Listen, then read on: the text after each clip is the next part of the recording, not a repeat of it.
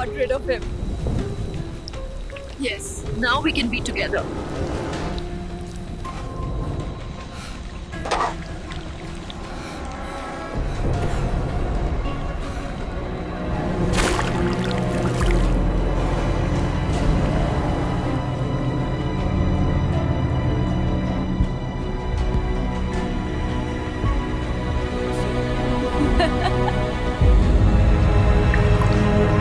I said I love you.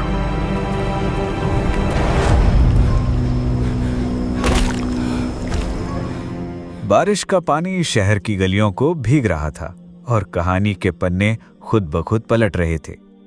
उस रात जब दिल टूटे थे और मोहब्बत अपनी सबसे बड़ी आजमाइश से गुजर रही थी, आयशा, एक मासूम सी लड़की जिसके सपने छोटी सी डायरी में बंद थे, दानिश, एक गरीब लेकिन सच्चा मोहब्बत करने वाला लड़का जिसके सपने आयशा की मुस्कान से शुरू होते थे और उसी पे खत्म। उनकी मुलाकात एक पुरानी लाइब्रेरी में हुई थी जहां दानिश अपनी किताबों में खो गया था और आयशा एक नौवर ढूंढ रही थी। पहली नजर, पहली मुस्कान और फिर लम्हों ने अपना जादू चलाया। वो छोटी छोटी बातें, कॉलेज के कैंटीन का एक कप चाय, बस स्टॉप पे एक बेकार सा छाता शेयर करना, और वो लम्हा जब दानिश ने आयशा के लिए अपनी फेवरेट बुक का कवर फाड़ दिया सिर्फ इसलिए कि उसके बाद नोटबुक बन सके। दानिश के पास पैसा नहीं था, लेकिन इसके पास था एक दिल जो सिर्फ आयशा के लिए धड़कता था। आयशा के घर में दानिश का जिक्र होता तो माँ का चेहरा बिगड़ जाता। ये लड़का तुम्हारे लायक नहीं, तुम्हारे लिए एक अच्छा रिश्ता आने वाला है। और फिर एक शाम माँ ने फैसला सुना दिया, रमीज, एक सक्सेसफुल बिजनेसमैन, तुम्हारी शादी उससे होगी। आयशा की रूह का एक हिस्सा उस वक्त मर गया। दानिश ने उसे फोन किया, आवाज थोड़ी लरज रही थी। आयशा, मुझे सिर्फ एक हाँ चाहिए, चलो हम बाहर चलते हैं, मैं तुम्हारे बिना जी नहीं सकता। वो पल था जहां मोहब्बत और पैसा एक दूसरे के सामने खड़े थे। आयशा की आंखों में आंसू थे, लेकिन दिल में एक खौफ गरीबी का, और उस रात उसने मोहब्बत के बदले पैसा चुन लिया। आयशा की शादी रवीद से हो गई। दानिश दूर से देखता रहा। उसकी आंखों में सिर्फ एक चीज थी, खामोश इंतकाम। शहर छोड़ते हुए उसने बस ये कहा, मैं लौट के आऊंगा आयशा, और तब तुम्हें पता चलेगा तुमने क्या खोया है। 5 साल में दानिश ने दुनिया को हिला दिया। गरीब से वो शहर का सबसे ताकतवर और अमीर आदमी बन गया। उसका नाम अब लोग इज्जत से लेते, लेकिन दिल में एक खालीपन था। आयशा का घर पैसों से भरा था, लेकिन उसका दिल सुनसान।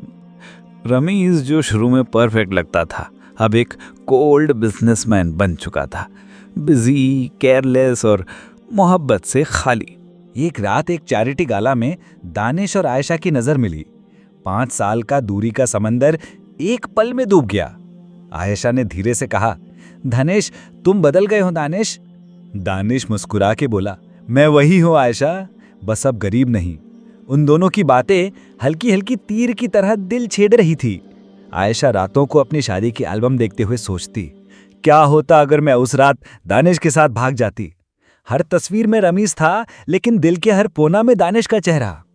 दानिश ने डिसाइड किया वो आयशा को वही दर्द महसूस कराएगा जो उसने किया था। लेकिन जैसे जैसे वो आयशा के करीब आया, उसके दिल का गुस्सा पिघलने लगा। एक रात दानिश ने आयशा को अपनी ऑफिस बुलाया। तुमने पैसा चुना आयशा, लेकिन तुम्हें पता है पैसा मोहब्बत नहीं खरीद सकता है। आयशा रो पड़ी, मैं गलत थी दानिश, मैं तुम्हें खोना नहीं चाहती थी, लेकिन मैं कमजोर थी। बारिश हो रही थी, दोनों एक दूसरे के सामने खड़े थे। दानिश के आंसू आयशा के आंसू से मिल गए। मुझे तुमसे नफरत करनी थी आयशा, लेकिन आज भी तुमसे मोहब्बत है। बाहर बारिश का पानी शीशे पर लगकर बह रहा है। दानिश विंडो के पास खड़ा है, आंखों में आंसुओं का समंदर, लेकिन चेहरे पर सुकून का मास्क। कभी कभी मोहब्बत का मतलब सिर्फ पाना नहीं होता, कभी मोहब्बत का मतलब छोड़ देना होता है। उसकी मोहब्बत आयशा और उसके सामने खड़ी है, हाथों में आंसू, दिल में रिग्रेट का तूफान। आयशा कहती है, दानिश मैं वापस आई हूँ सिर्फ तुम्हारे लिए। दानिश कहता है, वो तुम्हारा फैसला था आयशा और ये मेरा। दानिश अपने हाथ से आयशा के आंसू पहुंचता है लेकिन दूर हट जाता है।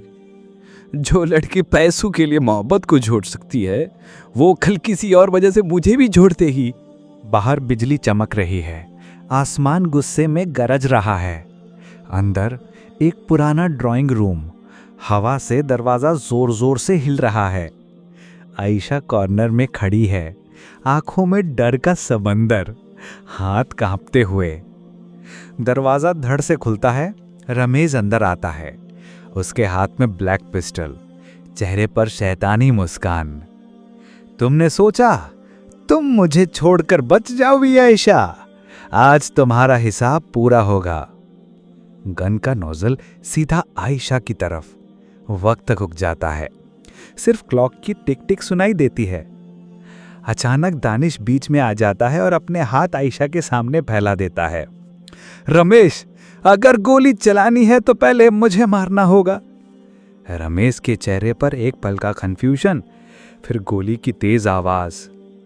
गोली दानिश के सीने को छेदती है, उसका खून आयशा के दुपट्टे पर टपकता है। आयशा, सॉरी दानिश। आयशा उसके घुटनों पर गिरकर दानिश का सिर अपनी गोद में ले लेती है।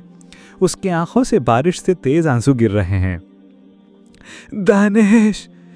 दानिश हल्की सी मुस्कान के साथ, आयशा अब तुम आजाद हो, मैं तुमसे मोहब्बत करता था। उसका हाथ धीरे से गिरता है, आंखें बंद हो जाती हैं।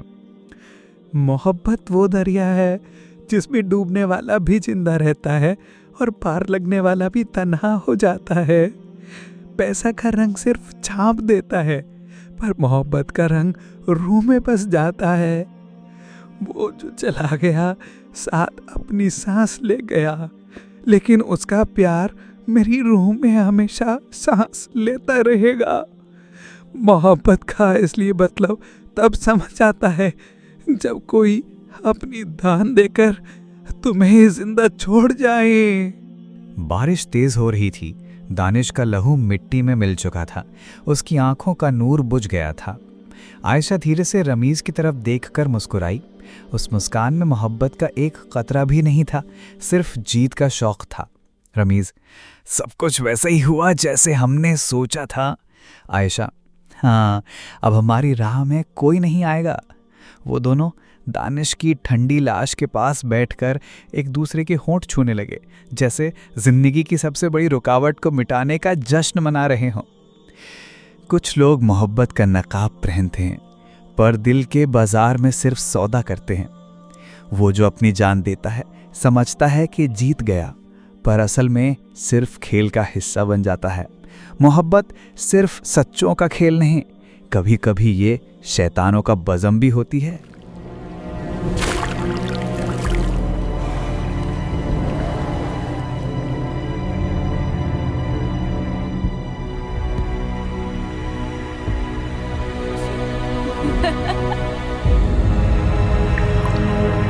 I said I love you.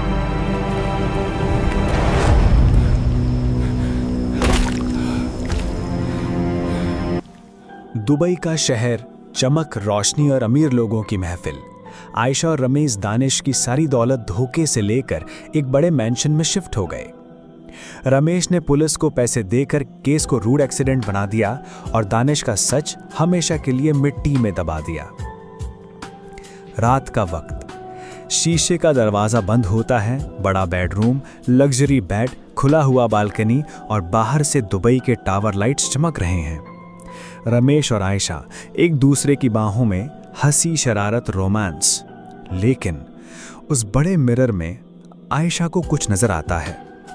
Hoodie में एक आदमी, कपड़ों पर खून, चेहरे पर जख्मों के निशान। वो दानिश का चेहरा था। आयशा का रंग उड़ जाता है, उसकी सांसें तेज हो जाती हैं। अब रमेश, अब दानिश। रमेश हंस के कहता है, पागल मत बनो, ये तुम्हारा वहम है। दोनों फिर से रोमांस शुरू कर देते हैं, लेकिन आयशा का दिल अब खौफ से भर चुका है।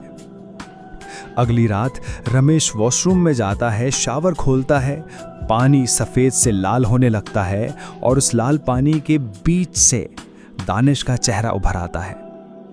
रमेश की आंखें फट जाती हैं। डर के मारे रमेश पाकिस्तान से एक बाबा बुलाता है। बाबा कहते हैं कि ये भूत बहुत ताकतवर है, इसने खून का बदला लेना है। बाबा मेंशन में झाड़ फूंक शुरू करते हैं, लेकिन एक ठंडा सा हवा का झोंका आता है और दानिश का भूत सामने आ जाता है। आंखों में आग, हाथों में खून। बाबा का मंत्र बेकार हो जाता है। भूत गुस्से में रमेश को हवा में उठा देता है, पर जोरदार थप्प से जमीन पर फेंका और उसका सांस हमेशा के लिए रुक गया। आयशा चीख कर अपने रूम की तरफ भागती है, दरवाजा बंद करती है, सांस कर रही है, लेकिन मिरर में दानिश खड़ा है, बस एक कदम दूर। अचानक लाइट ब्लिंक होती है और एक ठंडी छू उसके गले पर महसूस होती है। आयशा का गला घुटने लगता है। रात का गहरा अंधेरा, कमरे की रोशनी बार बार ब्लिंक हो रही थी। हवा में एक अजीब सा ठंडापन, जैसे मौत खुद यहाँ मौजूद हो। आयशा की सांसें फट रही थीं। उसका दिल इतनी तेज धड़क रहा था जैसे कभी भी फट जाएगा। दानिश का भूत उसके सामने, उसका चेहरा आधा अंधेरे और आधा मिरर की रोशनी में, खून से भीगे कपड़े, आंखों में आग।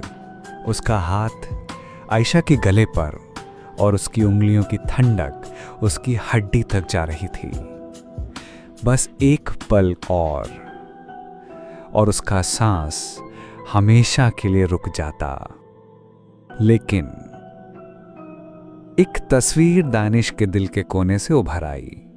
वो दिन जब जिंदगी सिर्फ मोहब्बत थी और मौत का नाम भी उनके बीच नहीं आया था।